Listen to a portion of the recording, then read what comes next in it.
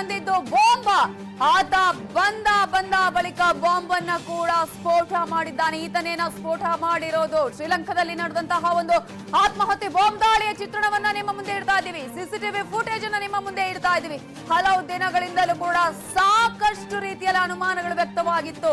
ಯಾವ ಕಾರಣಕ್ಕಾಗಿ ದಾಳಿ ಆಯಿತು, ದಾಳಿ ಮಾಡಿದವರು ಯಾರು, ಹೇಗೆ ದಾಳಿ ಮಾಡಿದ್ರು ಅನ್ನುವಂತಹ ಒಂದು ಭೀಭತ್ಸ ಕೃತ್ಯಕ್ಕೆ ಕಾರಣವಾಗಿತ್ತು ಶ್ರೀಲಂಕಾ. ಆಲ್ಮೋಸ್ಟ್ 300ಕ್ಕೂ ಹೆಚ್ಚು ಜನ ಇದರಲ್ಲಿ ಸಾವನ್ನಪ್ಪಿದ್ದಾರೆ. ಭೀಭತ್ಸ ಕೃತ್ಯಕ್ಕೆ ಕೂಡ ಒಂದು ಕಾರಣ ಆಗಿತ್ತು. ಕೊಲಂಬೋ ಚರ್ಚ್ ಅಲ್ಲಿ ಹಾಗಾದ್ರೆ ದಾಳಿ ಮಾಡಿದ್ದು ಯಾರು? ಈಗಾಗಲೇ ನೀವು ದೃಶ್ಯದಲ್ಲಿ ಒಂದು ರೀತಿಯಲ್ಲಿ ಗಮನಿಸ್ತಾ ಇದ್ದೀರಾ. ಸಿಸಿಟಿವಿ ಫುಟೇಜ್ ನಲ್ಲಿ ನೀವು ಗಮನಿಸಬಹುದು. ತನ್ನ ಬ್ಯಾಗ್ ಅಲ್ಲಿ ಈತ ತುಂಬಿಸ್ಕೊಂಡು ಬರ್ತಾನೆ. ಆನಂತರ ಆತ ನಡ್ಕೊಂಡು ಹೋಗ್ತಾ ಇರುವಂತಹ ದೃಶ್ಯಗಳನ್ನ ಗಮನಿಸಬಹುದು. ಬ್ಯಾಗ್ ಒಳಗೆ ಆತ ಬಾಂಬ್ ಅನ್ನ ಇಟ್ಕೊಂಡು ಬಂದಿದ್ನ ಅಥವಾ ಶ್ರೀಲಂಕಾದಲ್ಲಿ ಮಾಡಿದಂತಹ ದಾಳಿಯ ಕಾರ್ಯಕರ್ತ ಅಥವಾ ಆ ಒಂದು ಕತ್ರ ಈತನೇನ ತುಂಬಿಕೊಂಡು ಬಂದಿದ್ದು ಬಾಂಬ್ ಅನ್ನುವ ಪ್ರಶ್ನೆ. ಆತ ಬಂದು ಬಳಿಕ ಬಾಂಬ್ ಸ್ಫೋಟ ಆಯ್ತಾ, ಅಲ್ಲಿ ಇಟ್ಟು ಬಂದ ಆ ತರದ ಒಂದಷ್ಟು ಅಂಶಗಳು ಇದೆ.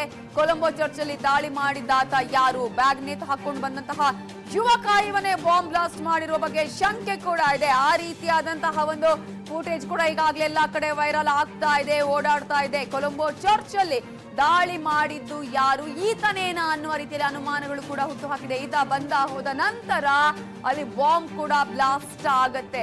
ಹಾಗಾದ್ರೆ ಈ ಒಂದು ಬಾಂಬ್ ಬ್ಲಾಸ್ಟ್ ಹಿಂದೆ ಇದನ್ನ ಮಾಡಿದ್ದು ಈತನೇನ ಅನ್ನುವಂತಹ ಪ್ರಶ್ನೆ ಕೂಡ ಎಲ್ಲರಿಗೂ ಸಹಜವಾಗಿ ಕಾಡುತ್ತೆ.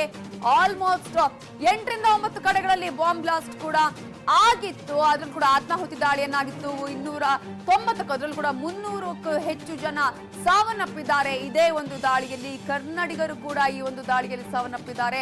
ನೀವು ನೋಡ್ತಾ ಇರೋದು ಕೊಲಂಬೋದ ಒಂದು ಚರ್ಚಿನ ದೃಶ್ಯವನ್ನ ಕೂಡ ನೀವು ಗಮನಿಸ್ತಿದ್ದೀರಾ. ಸಿಸಿಟಿವಿ ಫುಟೇಜ್ ಅಲ್ಲಿ ನೀವು ಗಮನಿಸಬಹುದು. ಬ್ಯಾಗ್ ಅಲ್ಲಿ ಈತ ತುಂಬಿಕೊಂಡು ಬಂದಿದ್ದು ಬಾಂಬಾ ಅನ್ನುವಂತಹ ಪ್ರಶ್ನೆ ಈಗ ಎಲ್ರಿಗೂ ಕೂಡ ಇದೆ. ಯಾಕಂದ್ರೆ ಒಂದು ರೀತಿಯಲ್ಲಿ ಚರ್ಚ್ ನಲ್ಲಿ ಎಲ್ಲರೂ ಕೂಡ ಪ್ರೇ ಮಾಡ್ತಾ ಇರುವಂತಹ ಸಂದರ್ಭದಲ್ಲಿ ಈತನ ಬ್ಯಾಗ್ ಅನ್ನ ನೀವು ಗಮನಿಸಬೇಕು. ಈತ ಬರ್ತಾ ಇರುವಂತಹ ಒಂದು ವೇ ಯಾವ ರೀತಿಯಾಗಿತ್ತು ಅನ್ನೋದನ್ನ ಕೂಡ ನೀವು ಗಮನಿಸಬೇಕಾಗತ್ತೆ.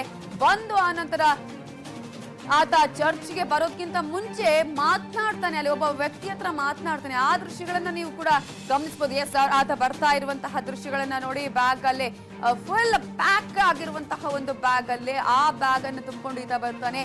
ಈತ ಬಂದು ಹೋದ ನಂತರ ಬಾಂಬ್ ಬ್ಲಾಸ್ಟ್ ಆಯ್ತಾ ಅನ್ನೋದು ಕೂಡ ಹೀಗಿರುವಂತದ್ದು. ಆದ್ರೆ ಎಸ್, ಚರ್ಚ್ನ ಹೊರಗಡೆ ಇರುವಂತಹ ಸಿಸಿಟಿವಿ ಫುಟೇಜ್ ಅಲ್ಲಿ 2 ಸಿಸಿಟಿವಿ ಫುಟೇಜ್ ಅಲ್ಲಿ ಈ ಒಂದು ದೃಶ್ಯಗಳು ಕ್ಯಾಪ್ಚರ್ ಆಗಿದೆ. ಸಿಸಿಟಿವಿ ಫುಟೇಜ್ ಅಲ್ಲಿ ಈ ಒಂದು ದೃಶ್ಯಗಳು ಸೆರೆಯಾಗಿರೋದು ನೀವು ಗಮನಿಸ್ತಾ ಇದ್ರ. ಆತ ಬರ್ತಾನೆ, ಅಲ್ಲಿ ಇರುವಂತಹ ಒಬ್ಬ ವ್ಯಕ್ತಿಯ ಜೊತೆ ಕೂಡ ಮಾತನಾಡ್ತಾನೆ. ನೇರವಾಗಿ ಬರ್ತಾನೆ. ಆತ ಯಾವ ರೀತಿಯಾಗಿ ಬರ್ತಿದ್ದಾನೆ ಅನ್ನೋದನ್ನ ನೀವು ಗಮನಿಸಿ.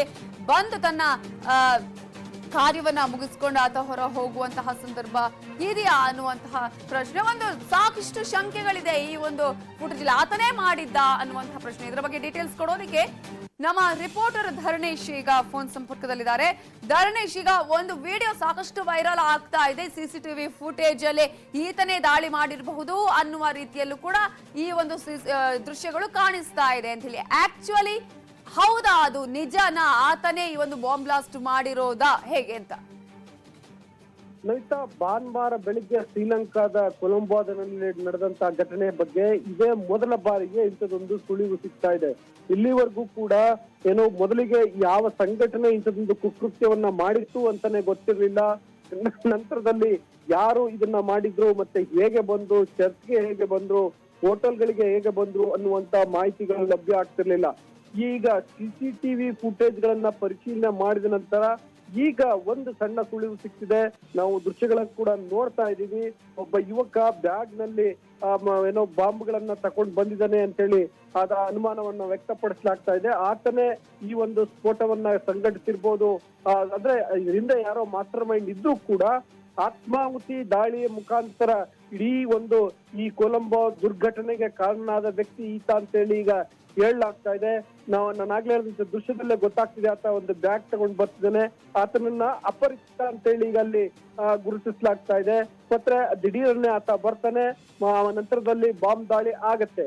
ಅದರಿಂದಾಗಿ ಈತನ ಮೇಲೆ ಈಗ ಅನುಮಾನಗಳು ಶುರುವಾಗಿದ್ದಾವೆ. ಈ ಸಂಬಂಧಪಟ್ಟಂತೆ ಈಗಾಗಲೇ ಶ್ರೀಲಂಕಾದ ಪೊಲೀಸರು, ಅಲ್ಲಿನ ಗೃಹ ಇಲಾಖೆ ತನಿಖೆಯನ್ನ ಮಾಡ್ತಾ ಇದೆ.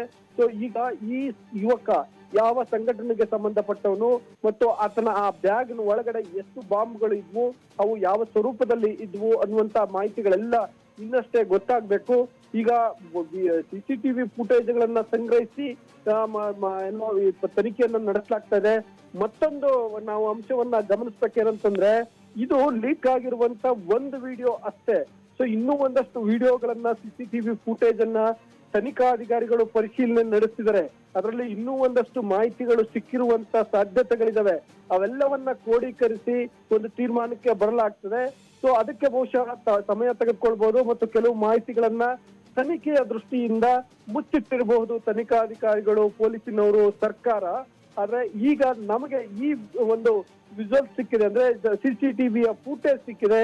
ಇದರ ಪ್ರಕಾರ ಈ ಒಂದು ದುಷ್ಕರ್ಮಿ ನಮಗೆ ಗೊತ್ತಾಗ್ತಾ ಇದೆ ಏನಂತಂದ್ರೆ ಬ್ಯಾಗ್ ತಗೊಂಡು ಆತ ಚರ್ಚ್ ಪ್ರವೇಶ ಮಾಡ್ತಿರುವಂತ ಸಂಗತಿ ಗೊತ್ತಾಗ್ತಾ ಇದೆ ನಮಿತಾ. ಎಸ್, ಈತನ ಒಂದು ಚಹರೆ ಆಗಿರ್ಬೋದು, ಈತ ಬರ್ತಾ ಇರುವಂತಹ ಒಂದು ವೇವ್ ನೋಡಿದ್ರೆ ಆತನ ಆ ರೀತಿಯಾಗಿ ಅನುಮಾನಾಸ್ಪದವಾಗಿ ಕೂಡ ಕಾಣಿಸ್ತಾನೆ. ಒಂದು ರೀತಿಯಲ್ಲಿ ಶಂಕೆ ಕೂಡ ಆತನ ಬಿಹೇವಿಯರ್ ಅಲ್ಲಿ ಕಾಣಿಸುತ್ತೆ. ಆತ ಮಾತನಾಡಿಸ್ತಾನೆ ಯಾರನ್ನು, ಆನಂತರ ನೇರವಾಗಿ ಬರ್ತಾನೆ. ಆತನ ಬ್ಯಾಗ್ ಆಗಿರ್ಬೋದು, ಆತ ಬರ್ತಾ ಇರುವಂತಹ ರೀತಿ, ಇವೆಲ್ಲ ಅನುಮಾನಗಳಿಗೆ ಕಾರಣ ಆಗಿದೆಯಾ ಅಂತ. ಎಕ್ಸಾಕ್ಟ್ಲಿ ಈಗ ನಾವು ನೋಡ್ತಿದೀವಿ ಅಲ್ಲಿ ಏನಂತಂದ್ರೆ ಇಡೀ ಆ ದೃಶ್ಯದಲ್ಲಿ ಈತ ಒಬ್ಬ ಮಾತ್ರ ಅವನಲ್ಲಿ ಮೂಮೆಂಟ್ ಕಾಣಿಸ್ತಾ ಇದೆ. ಬೇರೆಯವರನ್ನ ನೋಡ್ತಾ ಇದ್ರೆ ಅವರು ಅವರವರ ಕರ್ತವ್ಯದಲ್ಲಿ ನಿರತರಾಗಿದ್ದಾರೆ. ಮತ್ತು ಚರ್ಚ್ ನ ಒಳಗಡೆ ಆತ ಪ್ರವೇಶ ಮಾಡುವ ಸಂದರ್ಭದಲ್ಲಿ ಅಲ್ಲಿ ಎಲ್ಲರೂ ಕೂಡ ಪ್ರಾರ್ಥನಾ ಮಗ್ನರಾಗಿದ್ದಾರೆ. ಈತ ಮಾತ್ರ ಬರ್ತಿದ್ದಾನೆ, ಅಂದ್ರೆ ಮೂಮೆಂಟ್ ಕಾಣಿಸ್ತಾ ಇದೆ. ಸೊ ಈತ ಬಂದ ಅಂದ್ರೆ ಬಹುಶಃ ಸಿಸಿಟಿವಿ ಫುಟೇಜ್ ನಲ್ಲಿ ಈಗ ನಮಗೆ ಟೈಮಿಂಗ್ಸ್ ಗಳು ಕಾಣಿಸ್ತಾ ಇಲ್ಲ. ಬಹುಶಃ ಅದನ್ನ ತನಿಖಾಧಿಕಾರಿಗಳು ಪತ್ತೆ ಹಚ್ತಾರೆ. ಅಂದ್ರೆ ಈತ ಯಾವ ಮೂಮೆಂಟ್ ಅಲ್ಲಿ ಈತ ಎಂಟರ್ ಆದ, ಬ್ಲಾಸ್ಟ್ ಎಷ್ಟೊತ್ತಿಗೆ ಆಗ್ತು. ಸೊ ಈತ ಎಂಟರ್ ಆದಂತಹ ಮೂಮೆಂಟು ಮತ್ತು ಬ್ಲಾಸ್ಟ್ ಆದಂತಹ ಸಂದರ್ಭ ಇದೆರಡಕ್ಕೂ ಕೂಡ ಸಿಂಕ್ ಆಗುತ್ತಾ ಅನ್ನುವಂಥದ್ದನ್ನ ಖಂಡಿತಕ್ಕೂ ಕೂಡ ತನಿಖಾಧಿಕಾರಿಗಳು ಪರಿಶೀಲನೆಯನ್ನ ನಡೆಸ್ತಾರೆ. ಸೊ ನಾನು ಆಗ್ಲೇ ಹೇಳಿದಂತೆ ಈತ ಬರ್ತಾನೆ, ಅಲ್ಲಿ ಪ್ರಾರ್ಥನೆ ನಡೀತಿರ್ತದೆ.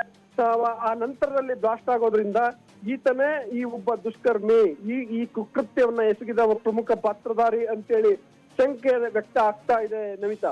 Okay, thank you Dharneesh ಡೀಟೇಲ್ಸ್ಗೆ.